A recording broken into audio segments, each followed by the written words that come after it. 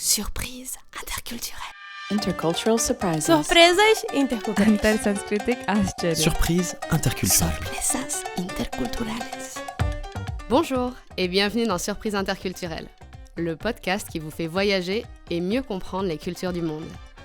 Je suis Charlotte Courtois, conférencière en diversité culturelle et fondatrice de l'ONG Constellatio. Je vous propose de vous raconter des histoires et anecdotes de voyage où j'ai été surprise par des réactions ou des coutumes d'ici et d'ailleurs. Le but ? Découvrir ensemble ce qui est à la base de ces surprises pour savoir comment décoder, comment réagir et comment anticiper tout ça. Allez, je vous laisse découvrir l'épisode du jour. Bonne écoute! Bonjour! Vous le savez, avec Surprise interculturelle, je vous emmène toutes les 2 semaines avec moi pour un tour du monde en podcast. En parallèle, je vous propose régulièrement des rencontres avec des personnes inspirantes de milieux variés, du business à l'art, en passant par le sport, qui nous partagent leurs propres surprises interculturelles. Aujourd'hui, je suis particulièrement ravie d'accueillir dans le podcast Stéphane Charbonnier, qui a dédié sa carrière aux ressources humaines, notamment en tant que DRH de L'Oréal États-Unis, et dont la vie, autant pro que perso, est un sacrément bel exemple d'interculturalité. Bienvenue Stéphane. Merci beaucoup Charlotte, je suis ravie d'être là. Et je suis ravie que tu sois là. Alors, j'aime bien laisser mon invité en général se présenter. Est-ce que tu peux nous dire quelques mots sur toi? Quelle est ton histoire? Quel est ton parcours? Alors comme tu l'as dit, j'ai dédié une grande partie de ma vie professionnelle en tout cas aux ressources humaines. Mais bien avant ça, je suis quelqu'un qui a grandi en France. J'ai été éduqué en France et j'ai grandi, j'ai commencé à travailler en France. Mais les 22 dernières années de ma vie ont été à l'étranger. Donc ça a formé un mode de pensée, une culture donc à la fois française mais aussi très anglo-saxonne, on aura l'occasion d'en parler. Donc j'ai vécu en France, en Angleterre, mais maintenant depuis 18 ans aux États-Unis. Et donc tout ça sont des grandes richesses à la fois professionnelles et personnelles qui ont aidé à faire qui je suis aujourd'hui et à aider à façonner ma façon de voir les choses dans le monde, mais aussi étant père de 5 enfants avec mon épouse, ça a aussi aidé à façonner mon image de père et ma vision de ce que doit être une famille multiculturelle. J'ai travaillé donc d'un point de vue professionnel pendant un peu plus de 30 ans dans le monde des ressources humaines, majoritairement dans des grands groupes. Et puis donc des groupes comme American Express, McDonald's, Kraft, tu as cité L'Oréal, PepsiCo en est un autre. Donc j'ai eu la chance de travailler pour des grandes organisations qui ont pour la majorité d'entre elles eu au cœur de leur stratégie justement l'aspect multiculturel, le développement à l'international et l'expatriation. Donc c'est intéressant finalement pour quelqu'un comme moi qui n'avait pas du tout ces prédispositions-là à l'international, de m'être retrouvé dans des groupes comme ça. Donc j'ai pris ma retraite professionnellement il y a maintenant 1 an. Je suis ravi d'avoir eu la vie professionnelle que j'ai, mais je suis aussi ravi d'avoir une vie maintenant un peu plus relax. Profiter différemment. Profiter différemment, exactement. Et j'ai la chance d'être marié à la femme de ma vie et d'avoir... Et avec elle, on a 5 enfants qui sont des grands enfants maintenant, qui sont des enfants adultes, qui vivent en Amérique du Nord. Et donc voilà, une vie maintenant où je commence un nouveau chapitre, mais un chapitre qui est tout aussi excitant et avec des grands thèmes qui sont importants pour moi dans ce nouveau chapitre. Donc voilà, la vie est belle. Génial, j'adore, quelle belle introduction. Justement, tu vois, j'allais te dire si tu avais quelque chose dans ton enfance qui te prédisposait au voyage, mais alors qu'est-ce qui a été le déclic? Qu'est-ce qui t'a amené à partir en fait? Comment ça s'est fait? Alors, en fait, moi, donc, je suis né dans une petite ville qui s'appelle Limoges, où il n'y a pas grand-chose, où Limoges, effectivement, c'était des industries porcelaines, C'est ça, il y a la porcelaine quand même. Il y avait des industries de cuir, la tannerie, il y a pas mal d'années, mais il n'y avait rien d'exceptionnel. Et toute ma famille est encore là-bas, j'ai grandi là-bas, et toute ma famille est restée. Et donc rien ne me prédisposait, si tu veux, à partir, mais j'ai toujours été à la fois un amoureux de la lecture, mais aussi un grand rêveur. Et j'ai découvert, alors je ne le savais pas quand j'étais petit, mais j'ai découvert en fait que mon grand-père était né en Argentine. C'est vrai? Et absolument, à Salta. en Argentine et en fait donc c'était une famille espagnole. Donc il est né là-bas et il est revenu donc se faire éduquer et élever en Espagne. Et il a quitté l'Espagne donc au moment de la Révolution sous Franco et il a émigré donc en France. Mais c'est la seule. Et en fait, il n'a jamais voulu parler espagnol à ses enfants. Donc il y avait cet aspect international finalement qui était dans une partie de ma famille. Je ne l'ai pas connu avant probablement l'âge de 15 ans ou 16 ans où il avait finalement accepté de parler espagnol avec moi. Et c'est là où je me suis rendu compte que finalement il avait une histoire beaucoup plus grande que celle que j'avais à l'esprit. Mais c'est le seul lien à l'international que j'ai pu retrouver dans mon, si tu veux, dans mon histoire personnelle, parce que mes parents ont toujours vécu ici. Oui, ils aimaient bien voyager, mais c'était principalement en France. Personne ne parlait anglais dans la famille ou même espagnol, puisqu'il avait toujours refusé de parler espagnol à ses enfants. Donc rien ne me prédisposait. Donc je ne sais pas d'où ça vient. Et tu as eu envie de redécouvrir justement ces racines argentines, espagnoles, ou pas forcément, et tu l'as dirigé vers d'autres, parce qu'en l'occurrence, les pays dans lesquels tu es allé sont très différents. Il y a eu une recherche Alors, de il y a eu une racines, recherche de racines. On a en fait, on est en contact avec des cousins. Donc, ma mère a repris contact avec des cousins de la région donc, où a été élevé mon grand-père quand il est retourné en Espagne après être né en Argentine. Et ils sont tous autour de Salamanque. D'accord. Et ils sont tous originaires de là-bas. Ils sont restés là-bas. Et il y a en fait une cousine avec qui j'échange régulièrement, elle parle anglais et c'est la conservatrice du musée national de Salamanque. Wow. Donc c'est une historienne, on échange régulièrement, on ne s'est pas encore rencontrés en personne. J'attends de le faire parce que j'ai envie aussi d'y emmener mes parents et ma mère pour qu'ils se retrouvent. Mes parents y ont été déjà 2 fois. Ils ne parlent pas espagnol et eux, ils ne parlent pas français, mais grâce à la technologie, ils arrivent à se comprendre. C'est magique. Donc ça, c'est formidable.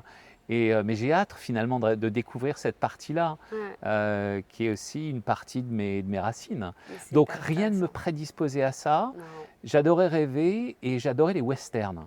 En fait, Ok. quand j'étais petit, j'étais un fan de western. Donc j'avais pour moi ces grands espaces qui me faisaient rêver. Et donc est-ce que ça a influé ou pas sur le fait que je suis aux États-Unis aujourd'hui? J'en sais rien. C'est Mais fascinant, voilà. ces parcours de ce qu'il y a. Enfin, moi, ça me passionne, entre autres dans ma famille. Donc moi, mes parents sont expatriés. Mon père est d'une famille, mon grand-père était soudeur à la chaîne chez Motobécane à Saint-Quentin dans l'Aisne. Et ils ont toujours habité à Saint-Quentin. Et sur 4 enfants, ils en ont quand même 3 qui ont habité à l'étranger. Donc Ah oui. ça me fascine de me dire, mais qu'est-ce qui amène des gens qui, a priori, ne sont pas prédisposés au voyage à partir à l'étranger. Ouais, c'est une curiosité, en fait. C'est assez fascinant. Je ne sais pas pourquoi, parce qu'effectivement, je me dis... je me suis toujours, moi, depuis mon souvenir, le plus lointain souvenir que j'ai, je me suis toujours dit, la ville dans laquelle je grandis est trop petite pour moi. Et c'était difficile de le vocaliser, c'était difficile d'y mettre, tu vois, des paroles, mais je le sentais. Je sentais que je ne pourrais pas. C'était confortable, et parce que tu rencontres toujours les mêmes personnes, et donc du coup c'est pour ça que c'est confortable, mais parce que tu rencontres aussi toujours les mêmes personnes, tu racontes toujours les mêmes histoires. Oui. Et finalement les choses dont tu parles sont toujours un peu les mêmes. Et donc du coup je me sentais, c'est marrant, j'ai presque fait un voyage dans le temps, et je me voyais comment j'allais finir, ou ce que j'allais devenir. Tu pour me connaissais dire, la fin du livre déjà. non mais c'était un peu ça, et du Ouais. coup je me dis, j'ai pas envie de ça. Et donc très tôt, je me suis dit, il faut que je parte à l'étranger. Et voilà, j'en ai fait une priorité à un moment. Il s'agissait de trouver la bonne société, la bonne opportunité et le bon moment pour le faire. Mais je savais que, voilà, pour moi, mon terrain de jeu, ça allait pas être... il fallait qu'il soit plus grand que le terrain de jeu dans Que lequel j'avais l'image. grandi, quoi. Et du coup, tu as travaillé en France avant de partir à l'étranger, ou tu Oui. as commencé ta carrière directement? Non. J'ai fait, j'ai fait une école qui s'appelle l'IGS, l'Institut de gestion sociale, donc à Paris. Et alors c'est marrant parce que j'essayais de me souvenir de certaines anecdotes. J'étais, je crois que c'était ma dernière année, j'étais guide pendant 6 mois pour un groupe d'Américains. Génial. et parce qu'il venait visiter Paris. Et donc du coup, moi j'étais guide, donc ça me faisait un peu d'argent de poche, si tu veux, en tant Et ça te faisait qu'étudiant. voyager. Et du coup, bah voilà, il y avait 2 personnes, je me souviens, ils étaient 2 personnes du Minnesota, et la troisième était de Chicago, dans l'Illinois. Et donc du coup, déjà, j'avais ça en tête, parce que pour moi, les États-Unis, ça a toujours été un rêve. Et donc j'ai travaillé pendant 10 ans. J'ai travaillé de 90 jusqu'à 93, 90 jusqu'à 2003 en France, et je suis parti en fait en 2004. Donc c'est ta boîte de l'époque qui t'a envoyé à l'étranger? Exactement. C'est ça? Et ils m'ont dit, tu peux choisir ta destination en Europe. En J'avais le Europe, choix donc. entre Barcelone, j'avais le choix Genève ou Londres. Et en fait, j'ai toujours été attiré, pour des raisons que j'ai du mal à expliquer, mais par les environnements anglo-saxons. Et puis le rôle qu'ils proposaient aussi était très attirant, donc je me suis dit Londres. Et donc je suis parti à Londres en 2004. Extra. Et tu te rappelles de tes premières impressions quand tu es arrivé à Londres? C'était à la fois, tu sais, quand tu es expatrié, tu as probablement dû le vivre toi aussi, tu as une espèce de courbe où c'est très très excitant parce que tout est nouveau, c'est génial. J'étais expat, donc c'est formidable, tu as une belle maison, C'est etc. ça, dans des bonnes conditions. C'est top, très belles conditions. Et puis tout d'un coup, la lune de miel, tu vois, tu commences, tu n'arrives pas bien à comprendre les gens ne te comprennent pas bien, les équipes avec lesquelles tu travailles, tu comprends. Enfin, il y a des choses qui te manquent, et du coup, tu redescends de très bas. Et là, tu Ouais. te dis, mais Il est dur, hein, c'est très bas. pourquoi? Ah ouais, pourquoi? Qu'est-ce qui m'a pris de venir là, et pourquoi, etc. Et après, bah, ça remonte tranquillement, et tu arrives finalement à Un équilibre, un en fait. nouveau normal, Ouais, c'est ça. qui n'est pas aussi haut que finalement la lune de miel que tu avais découvert, mais qui n'est pas le bas que tu as connu, où tu étais au fond du trou et tu te dis, mais qu'est-ce que je fais là? Donc ouais, je me souviens de ces moments-là, tu vois, c'était... puis même des choses où je n'arrivais pas à comprendre. La pause déjeuner, c'était genre 30 minutes. Et moi, je Express. venais d'un contexte très français où finalement, tu vois, c'était... Et je me dis, mais qu'est-ce qu'on fait? Les gens partaient à 5 heures et j'étais le seul au bureau. Donc il y a des choses comme ça où il a fallu que je découvre un petit peu pour me dire, mais non, finalement, c'est une manière de travailler différente.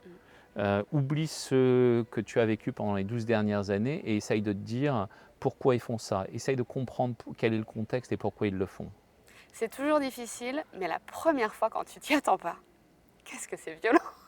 Ça fait penser à... Donc, mes parents sont en Colombie.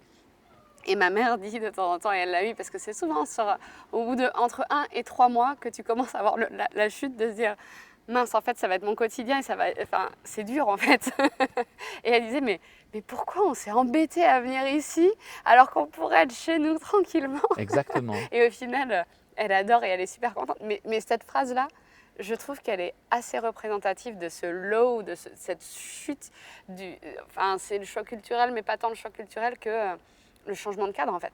De chambouler ses habitudes et de devoir en créer des nouvelles. Et c'est pas facile. C'est très Mais difficile. la première fois... Il y a, je crois, les consultants culturels l'appellent the shitty spot. Ah, Où vraiment, oui, j'aime bien. tu tombes le plus bas possible, où rien ne va, où les gens sont finalement ce côté un peu où ils sont sympas avec toi, ils sont accommodants. Ben non, c'est terminé, tu es un local comme les autres, et puis tu n'as pas de... voilà, il n'y a plus de passe-droit, il n'y a plus de traitement de faveur. Surtout au boulot. Et donc ça, ouais, je me souviens, c'était des moments compliqués. Tu sais aussi, donc on est parti on a fait un choix à l'époque avec mon épouse avec qui j'étais marié à l'époque. On avait fait un choix de ne pas vivre dans un environnement français. C'est très facile quand tu pars à Londres de vivre avec des Français parce que voilà, c'est bourré de Français. Donc on avait dit surtout pas South Kensington. On va en dehors de Londres et on était vraiment dans une communauté anglaise normale, internationale. Et on avait fait le choix aussi de mettre nos enfants, les 3 enfants, dans une école anglaise. Donc notre fille aînée qui avait 6 ans à l'époque, qui avait fait une année de cours préparatoire, elle ne parlait pas un mot d'anglais. Les autres, Charles avait 2 ans et demi, il ne parlait pas, voilà. Et Maïlis, 1 an, elle ne parlait pas non plus. Et donc ils ont appris, si tu veux, au scratch. Donc surtout pour notre fille aînée, elle revenait le soir. Et puis elle partait le matin, elle ne savait pas parler un mot, quoi. Ouais. Donc c'est dur. donc c'était Mais des en même temps, ça moments... va tellement vite. Et oui, c'est là la beauté. En un mois, on est bilingue en fait à cet âge-là. Mais quand Moi, tu c'est ce que j'ai vécu. Ben oui, et- c'est ça, mais quand tu es à cet endroit où tu te dis, mais qu'est-ce que j'ai fait à ma fille? Ouais. Qu'est-ce qu'on s'est fait à nous? Et Est-ce qu'est-ce qu'on a que j'ai vraiment fait à ma la fille? bonne, Est-ce qu'on a pris... le bon choix? Et donc là, si tu veux, c'est vraiment le plus bas. Et ça, ça, je m'en souviens effectivement de ce moment-là. Et ça m'a aidé pour une prochaine expatriation après aux États-Unis, de voir les choses différemment. Là, tu as anticipé, tu savais un petit peu mieux Ouais, que tu allais passer par là. Quoi. exactement, ce qui nous attendait et ce qui m'attendait en tout cas dans ces moments-là. Donc, Ouais. Non, j'aimerais bien trouver un autre mot pour ça, mais c'est challengeant. oui. Je cherche un mot franco-français pour ça, mais bon, c'est pas avec toi que je vais faire ça. Non, ça... Je voulais te demander, alors effectivement, dans le podcast, je demande à mes invités de partager leurs propres surprises interculturelles, puisqu'on est dans le podcast Surprises interculturelles. Est-ce que tu aurais une anecdote à nous partager, ou pro, ou perso, d'un moment de surprise que tu as pu avoir dans tes voyages ou tes expatriations? En règle générale ou sur ma première expatriation? Non, en règle générale. Oui, enfin tu vois, après, j'arrive aux États-Unis. Et alors, ce qui était génial, c'est que Pepsi, que je travaillais avec PepsiCo à l'époque aussi, donc à Londres et aussi aux États-Unis, et ils avaient, et c'était très bien fait, les États-Unis te donnaient une coach culturelle pendant 2 fois une journée pour t'aider à comprendre évidemment le pays dans lequel tu arrives, mais aussi la mentalité, la culture, les choses, etc. Et donc, chose très importante, le coach te dit, donc ce qui est très important aux États-Unis, c'est toujours dire la vérité, de jamais, etc. Parce qu'ils mettent une valeur très importante là-dessus. Et donc, du coup, surtout en tant que vous n'êtes pas américain, donc etc. Bon, moi, voilà, attention, il faut toujours de la vérité. J'ai plein de défauts, notamment de conduire très vite. J'adore la vitesse. Et donc, du coup, très vite aux États-Unis, je me fais arrêter plusieurs fois par la police. Et puis, il me demande à quelle allure, à quelle vitesse j'allais. Et moi, tout de suite, ça revient dans mon esprit, si tu veux, de trucs de jamais dire, tu vois, toujours dire la vérité. Ouais. Donc, je disais la vérité tout le temps. En moins de 2 mois, j'ai perdu mon permis. Ah mince! Parce que j'ai été Est-ce que pris... ce problème, c'était la vérité ou c'était la vitesse? Je pense que c'était les deux. Probablement plus la vitesse que la vérité. Mais du coup, voilà, donc après, très rapidement, quand j'ai discuté avec des voisins, des amis, et ils m'ont très vite dit, mais non, il ne faut surtout jamais dire la vérité, il faut toujours essayer de négocier, etc. Tu vas devant le juge, Donc j'ai appris, mais voilà, c'est une anecdote où tu te dis finalement, et le fond de l'histoire, c'est quoi? C'est j'arrive dans un environnement que je ne connais pas, dans lequel, évidemment, je suis des recommandations qui... Bon, et voilà, moi, je veux surtout suivre des règles. Ouais. Et la réalité, c'est plus essayer de comprendre l'environnement que de suivre des règles bêtement, qui Oui, fait puis que tu vas bien t'y adapter. Et puis, il faut toujours dire la vérité, mais la question qu'on ne pose pas derrière, c'est OK, mais quel est le concept de vérité pour un Américain par rapport au concept de vérité pour un Français? Oui, C'est-à-dire que tu peux dire la vérité, mais en même temps ne pas tout dire. Enfin, en fait, ça aussi, finalement, absolument. c'est culturel aussi, quelque part. Absolument.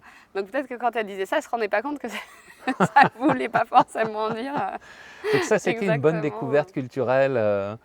Excellent. Oui, et puis il y en avait après, il y a plein d'autres anecdotes. Une notamment où, là c'était plus sur le plan professionnel, où en réalité, donc j'étais aux États-Unis, je travaille pour une société de conseil, je fais ma première présentation sur une stratégie des talents au board.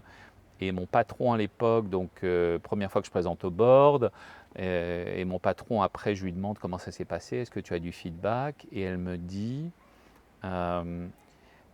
écoute, le contenu était très bien, le board a vraiment apprécié la qualité de ton travail, c'était vraiment génial, bravo. En revanche, ils ont vraiment un problème avec ton accent. Ah oui? Oui.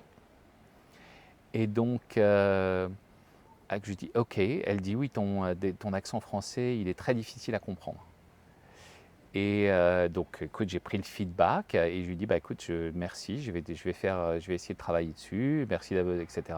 Je rentre chez moi et donc j'en parle à mon épouse qui est américaine et elle était furieuse. Ah oui? Furieuse en disant, mais je ne comprends pas, d'abord, ton accent, il n'est pas fort.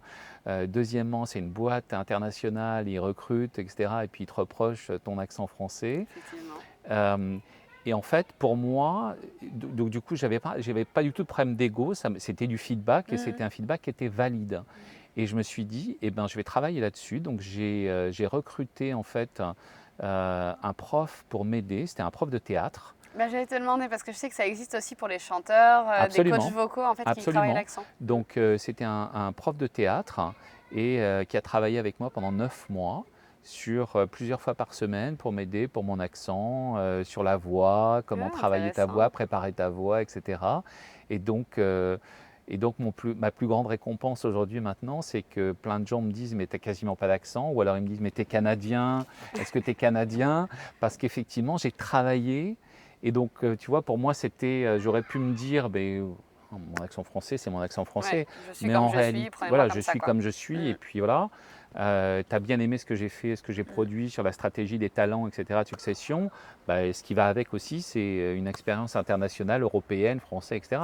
Non, parce que je me suis dit finalement c'est important, parce que pour ces aspects-là, peut-être, je ne souhaiterais pas être, que ça me dismisse d'une certaine manière, T'as tu pas envie que vois. ce soit un frein alors que le Voilà, contenu était valide exactement, quoi. exactement. Donc ça, c'était une autre anecdote où je me suis dit, bah, finalement, même dans un contexte international, une chose aussi simple qu'un accent peut être une barrière et il faut y être attentif. Ouais, c'est intéressant. Ouais. On a tendance à penser au niveau de langue, c'est à apprendre la langue, savoir s'exprimer, mais on n'imagine pas l'accent comme étant quelque chose qu'on peut travailler. Exactement.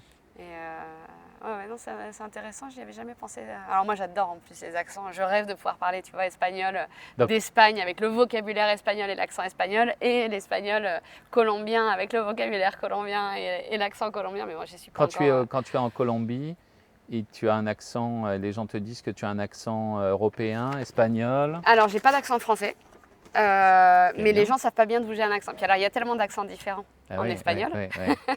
que du coup ils savent pas Ils ne trop. savent pas J'ai de encore tout. placer ton accent. J'ai beaucoup de personnes qui me demandent si je suis mexicaine, mais il y a des personnes qui m'ont demandé si j'étais de Puebla, quoi, tu vois, hyper spécifique. Spécifiquement.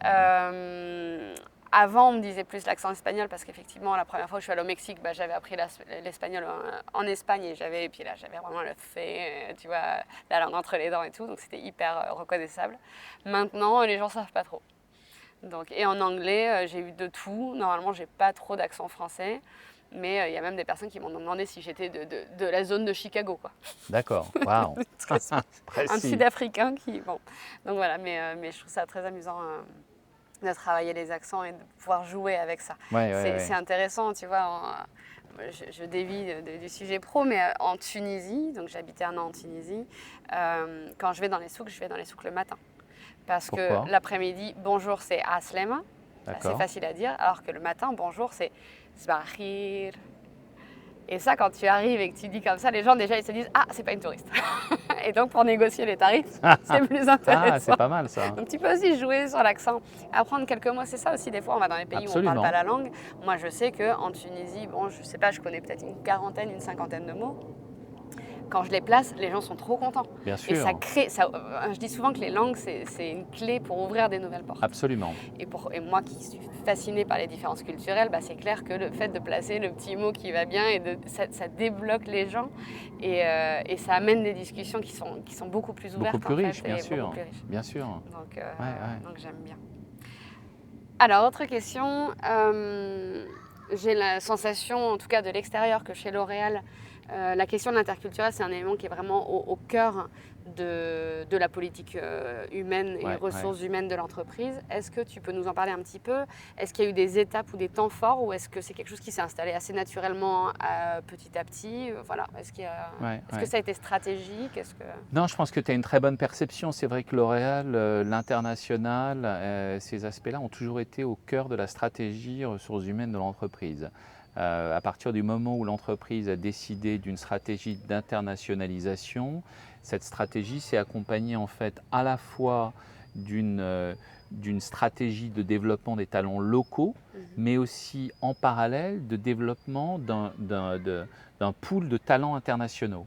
Okay. À la fois de Français qui allaient bouger dans le reste du monde, mais aussi d'internationaux de chacun des pays, entre guillemets, majeurs dans lesquels L'Oréal était présent, qui allaient bouger dans d'autres pays y compris venir au siège, donc chez L'Oréal à Paris.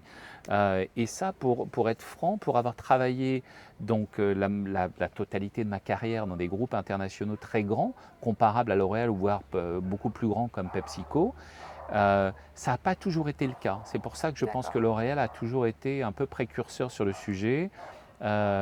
Et si tu veux partir à l'international, si tu me poses la question aujourd'hui, si je veux partir à l'international entre toutes les boîtes pour lesquelles tu as travaillé, Stéphane, quelle est celle qui va me donner le plus de chance? Je te dirais c'est L'Oréal.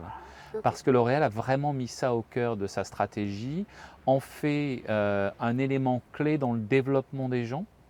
C'est-à-dire que des gens qui vont avoir des grands postes à responsabilité dans le groupe, que ce soit à Paris ou dans des marchés stratégiques du type la Chine, du type les États-Unis, ce seront forcément des gens qui ont eu des expériences internationales. Il n'y a plus de locaux qui ne vont faire que des carrières dans un même pays, aussi grand que soit le pays, si tu veux. Donc L'Oréal a toujours mis une valeur là-dessus. Et c'est très intéressant parce que L'Oréal aussi met beaucoup de moyens pour aider les gens justement à s'intégrer dans ces pays-là. Moi j'ai vu par exemple, tu vois, il y a des mentors et qui t'aident dans des pays dans lesquels tu arrives. Tu as du reverse mentoring qui se fait aussi.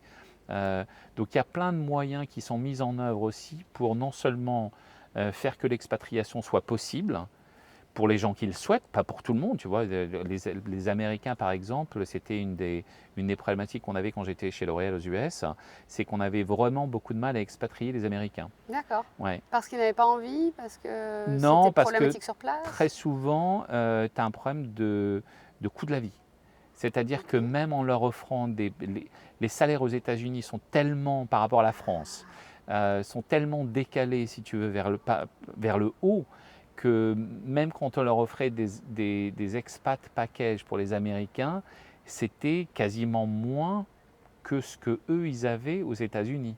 Tu avais un tel écart, si tu veux, entre le salaire de base qui était offert, le bonus, le package expat, par rapport à leur salaire aux États-Unis, ils ne gagnaient pas, de temps en temps, ils perdaient de l'argent. Ah oui, forcément. Donc, si tu veux, c'est un peu moins motivant. Alors que l'inverse, tout le monde voulait venir aux États-Unis en tant qu'expat. Et du coup, c'était plus facile, par exemple, pour des profils jeunes qui disaient bon, bah, ok, je perds un petit peu, mais puis peut-être qu'ils partaient sur des salaires moins élevés. Mais en contrepartie, j'ai la curiosité d'aller découvrir un autre pays. C'est exactement ça. C'est exactement ce qui se faisait, c'est qu'on avait changé un peu notre fusil d'épaule et au lieu d'envoyer effectivement des salariés américains qui avaient peut-être entre 7 et 10, 12 ans d'expérience, on les envoyait au bout de 3 à 5 ans. Donc c'était vraiment, si tu veux, quelque chose qui était qu'on faisait très, très jeune dans leur carrière. Parce qu'on savait qu'après, ils ne partiraient plus du tout, la perte était trop importante. Donc ce qu'on faisait aussi, même pour les jeunes, on leur donnait une prime en fait, au moment où ils partaient des États-Unis. Donc ça leur permettait, si tu veux, de couvrir 2 ou 3 ans, entre guillemets, s'ils avaient des pertes. Mais alors ce qui est drôle, c'est qu'il y a pas mal d'expatriés qui sont venus en France et qui ne sont jamais repartis. Bah, c'est ce que j'allais te demander, tu vois. Ou s'ils ont repartaient rencontré des après dans d'autres Français, pays. ils ne sont jamais revenus. Et ça ne posait pas problème justement sur ces profils jeunes parce qu'ils étaient dans une phase où ils devaient rembourser leurs prêts d'études, etc. Parce qu'aux États-Unis, tu as quand même cette problématique-là. Ouais. Non, parce qu'encore une fois, on n'a pas eu, quand on les faisait partir, soit quand ils partaient, ils avaient déjà remboursé leurs prêts, soit ils n'en avaient plus beaucoup, mais ça ne posait pas de soucis. Ils arrivaient à partir. C'était pas dans la balance à ce moment-là. Non, exactement. Ok. Exactement. Et dans tes autres expériences professionnelles, comment était gérée la diversité? Est-ce qu'il y a des éléments ou des boîtes en particulier dont tu voudrais parler? PepsiCo, j'ai vraiment apprécié parce qu'encore une fois, je mentionnais qu'ils avaient une position très proactive quand tu en arrivais aux États-Unis pour te donner un coach culturel. Et après, on est devenus des amis, on est restés amis avec ma coach culturelle et c'était très agréable. Et encore une fois, ça, c'était une grande valeur parce que tu t'en aperçois pas forcément. Et ce qui est très intéressant, c'est que finalement, tu te dis, mais les États-Unis, bon, c'est le monde occidental, donc c'est pas très différent. Tu vois, de la France et donc du tout. Pire, mais voilà, c'est là où c'est le plus difficile. Et donc du coup, moi, je trouvais ça vraiment bien. Donc si je devais, je sais que moi, aux États-Unis, par exemple, on poussait on proposait ça aux expats qui venaient du groupe aux États-Unis. Ce n'était pas forcément une mesure que le groupe donnait partout à tout le monde, mais nous, aux États-Unis, on en voyait vraiment la valeur. Ouais, ça ne m'étonne pas. C'est intéressant que tu dises que tu es resté ami, parce que ça ne me surprend pas en fait, parce que moi, ce que j'ai pu voir dans ma vie et puis ce que j'ai pu écouter, etc., c'est que finalement, ce qui crée les relations, que ce soit amicales, amoureuses ou en tout cas les relations plus fortes, c'est quand on sait se montrer vulnérable. Oui, bien sûr. Et mine de rien, dans ces Là, moments-là, dans tu ces es très situations-là, vulnérable parce que tu... ouais, Ouais. ça m'étonne pas. Ouais. Ça m'étonne pas. Et c'est ça, pour moi, c'est une compétence interculturelle, la vulnérabilité. Bien sûr. Être capable de dire, Bien sûr. là, j'arrive pas, j'ai besoin d'aide. Là, je comprends pas ce qui s'est passé. Est-ce qu'on peut en parler? Pour moi, c'est central en fait. Mais je pense que tu vois, c'est intéressant parce que si je regarde, c'est un très bon point que tu mets en avant. Mais je pense que je n'avais pas cette compétence-là avant de quitter la France. Jusqu'à ce que tu en aies vraiment besoin. Oui, mais je pense que ça m'a appris le fait d'arriver dans un contexte finalement où tu n'as pas toutes les clés, te fait être vulnérable. Et donc, tu n'as pas d'autre choix, sauf à être un imposteur, mais ça ne dure pas très longtemps. Et c'est ça, les gens finissent par se rendre compte et c'est encore pire après. Et c'est pire après. Donc, du coup, très rapidement, tu es face à un choix qui est de dire, je n'ai pas les clés. Et donc, du coup, il faut que je sois capable de demander de l'aide, d'être vulnérable, de dire que I'm struggling, que je ne comprends pas, et voilà. Et ça, c'est vrai que je pense que je n'aurais pas eu cette même capacité d'ouverture ou de vulnérabilité, Charlotte, si je n'avais pas quitté la France. Ouais. Ça ne m'étonne pas. J'ai très envie de développer une conférence sur ce que les enfants peuvent apprendre aux managers sur l'interculturel. Et notamment la vulnérabilité, la capacité à poser des questions, à dire je ne sais pas. Et un jour, un autre thème. C'est clair.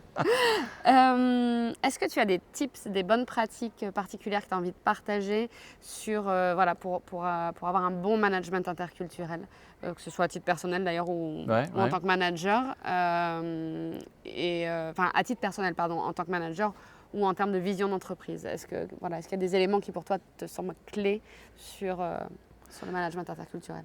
Moi, je pense qu'il y a des choses structurelles que tu peux mettre en place au début de l'entreprise. On en évoquait certains, que ce soit des coachs culturels, du reverse mentoring ou des mentors qui peuvent t'aider dans un pays pour t'adapter. Donc ça, c'est des choses structurelles. Je pense qu'après, il y a une posture à adopter quand on arrive dans un pays qui n'est pas le nôtre, qui est de dire finalement qu'est-ce que je dois apprendre et plutôt que d'être dans une position de jugement face à une situation où finalement tu regardes les choses avec ton propre biais, ton propre fil, tu ne sais pas si tu la lis bien la situation. Il faut plus être dans une posture de questionnement. Et donc du coup, c'est vraiment ce que moi j'ai essayé d'adopter à la fois quand j'étais en Angleterre mais aussi aux États-Unis. Tu vois, je te parlais de la patronne de la diversité qui est devenue une amie. En fait, on a travaillé ensemble et elle est African American. Et donc, du coup, du fait de l'industrie dans laquelle je travaillais en étant chez L'Oréal, le monde de la beauté, moi j'étais fasciné d'essayer de comprendre quel était le rationnel derrière tous les types de cheveux que je voyais, qui étaient très différents, les cheveux multiculturels. Voilà, il y avait des coiffures différentes tous les jours, il y avait des couleurs différentes, il y avait des choses, il y avait des textures différentes. Et donc moi, je lui ai posé des questions. Je lui ai demandé d'ailleurs d'abord si elle était ouverte à parler d'un sujet comme ça avec un novice que j'étais, qui connaissait rien du tout, mais qui avait envie juste de comprendre. Et elle était très surprise, mais elle m'a dit oui, absolument. Et donc du coup, tous les jours, elle me partageait des choses. Et tous les jours, je lui disais, tiens, là, tu as mis ce produit, ou alors c'est des ajouts, c'est des clips, Génial. etc. Et donc à un moment, elle me dit, bon, ça y est, j'ai créé un monstre, hein, parce que tu arrives à tout identifier. Excellent. Et donc, on est devenus amis. Mais pour revenir à ta question, qu'est-ce qu'on met en place, quels sont les types? Pour moi, c'est ça. C'est au niveau de l'entreprise, il y a des choses structurelles. Et puis après, au niveau individuel, il y a des choses où finalement, il faut t'asseoir autour du feu avec les Indiens et fumer le calipé de la paix avec eux pour essayer de comprendre un peu qu'est-ce qui se passe dans leur culture, dans leurs habitudes. Tu vois, je ne suis pas un grand fan des sports américains. Malgré tout, je me suis rendu compte que si tu veux connecter à un niveau qui est un peu plus deep avec les hommes américains, il faut que tu parles de football américain, il faut que tu parles de baseball, donc du coup, c'est important d'aller voir des matchs, c'est important d'essayer de savoir un minimum, de poser des questions, voilà. J'en discutais avec un autre expat, avec le DG de Servier en Oui. Colombie, enfin sur plusieurs pays d'Amérique latine, je ne saurais pas citer exactement lesquels, qui me disait qu'il avait rencontré les salariés du siège quand il est arrivé, et lui a des chiens, et donc il s'est assuré dans les discussions de parler du fait qu'il avait un chien, etc. Parce qu'en fait en Colombie, c'est très le chien, important d'avoir un c'est hyper chien. important. Ah ouais. C'est quelque chose d'assez spécial. Ouais. Et donc c'est rigolo, tu vois, ça me fait penser. Bon, lui, de toute façon, avait un chien, aimait bien les chiens, etc. Mais en plus, il y avait ce côté de tiens, je vais le placer dans la discussion Dans parce la que je sais que discussion. c'est important. Ah oui. Donc c'est chouette. Est-ce que tu veux nous partager une autre anecdote de surprise? Est-ce que tu en as une en tête? Une autre anecdote de surprise. Écoute, pas qui me viennent. Je suis sûr qu'il y a 50 000 anecdotes, mais pas qui me viennent maintenant.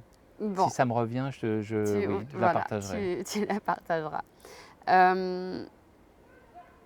On en a parlé un petit peu déjà. Dans mon approche personnelle de la question, pour moi, l'interculturel, c'est une clé d'entrée parfaite pour la diversité en général, pas que culturelle du coup, et pour Absolument. l'interpersonnel également. Je suis curieuse de savoir ce que tu en penses et quelle est ta vision de la chose. Ah ben c'est essentiel. Je pense que l'aspect culturel, si tu manques ces clés d'interculturalité, tu ne vas pas pouvoir toucher du doigt la vraie diversité, que ce soit une diversité de pensée, que ce soit... moi je sais qu'on avait aux États-Unis, un peu comme tu as dans certains pays, des Employee Resource Group qui sont par thème, que ce soit les LGBTQA+.